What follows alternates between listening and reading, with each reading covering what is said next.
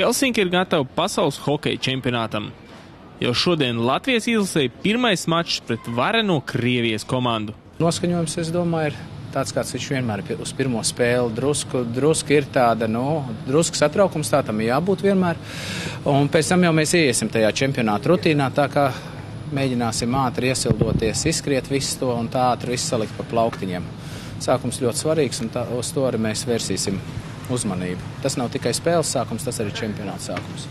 Lauris Dārziņš atklāja, kā jāspēlē, lai būtu iespēja aizsieties pret Krieviju. Daudz runāts par disciplīnu, jo jāatcerās kaut vai pagājušā gada spēle, arī pirms spēles it kā uz papīra lielas izredzes nebija, bet Latvija labi sāka un tur visādi varēja būt, bet disciplīnu noraidījāmies un Krievija principā uz vairākumu arī tikai izvilkt to spēli. Disciplinēti jāspēlē. Es domāju, tas ir pats galvenais, un kam mēs pievērsīsim uzmanību, mums ir savs tādas tendences spēles stilā, un mēs centīsimies viņas arī ievērot, jo, ja mēs ievērosim šo spēles disciplīnu, tad mums ir cerības ar stiprajām, galvenajām šī čempionāta pretendentiem ar komandām vispār līdzvērtīgi cīnīties un uzvarēt, bet ja mūsu spēlētāji kāds kritīs laukā un būs kļūdas, ja katrs nenospēlēs savu spēju robežās, tad cerība ir diezgan maz pret meistarīgām komandām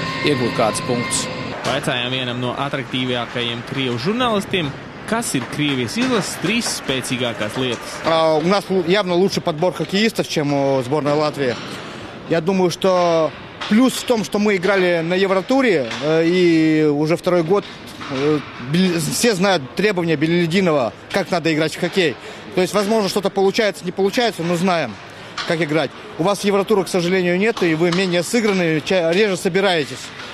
А третья вещь, наверное, я назову Илья Ковальчук. У вас нет Ковальчука, у нас есть Ковальчук. Вот это плюс и очень серьезно. Vienīgā sastāva intriga ir, kurš šovakar sargās komandas vārdus.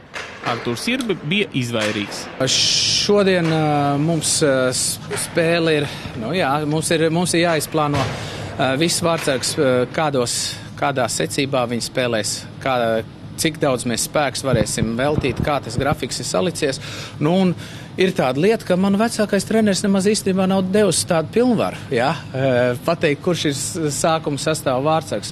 Ja es sazvanos ar treneru, viņš pasaka, ka es varu paziņot, es paziņošu, jo tomēr mums ir ļoti stingra subordinācija. Tu jau, Ainār, zini, kā tas ir, un mēs to ievērosim, jo tiešām tā ir NHL praksa, un mēs arī pie tā pieturamies. Kā atzina krievu žurnālisti, tad mūsu austrumu kaimiņi visvairāk baidās no tā, ka šī ir pirmā čempionāta spēle. Самая главная вещь, которую, я уверен, боится сборная и мы, это то, что это первый матч чемпионата. Известно, что сильные клубы, сильные сборные собираются, труднее раскручиваются. И нашей команде будет очень трудно показать лучший хоккей в самых первых матчах. И вот в этом шанс у Латвии. Вот только в этом. А что больше бояться? Только Masāļskis бояться.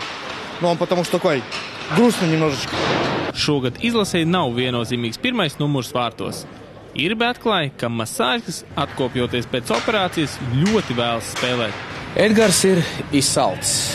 Pašajūt viņam ļoti labi, tiešām ir bijis ļoti labi pastrādājis gan Edgars pats, gan arī komandas personāls, lai sagatavotu viņu un lai tiešām izdarītu visu, lai viņš cik vien optimālā varētu būt formā pēc operācijas.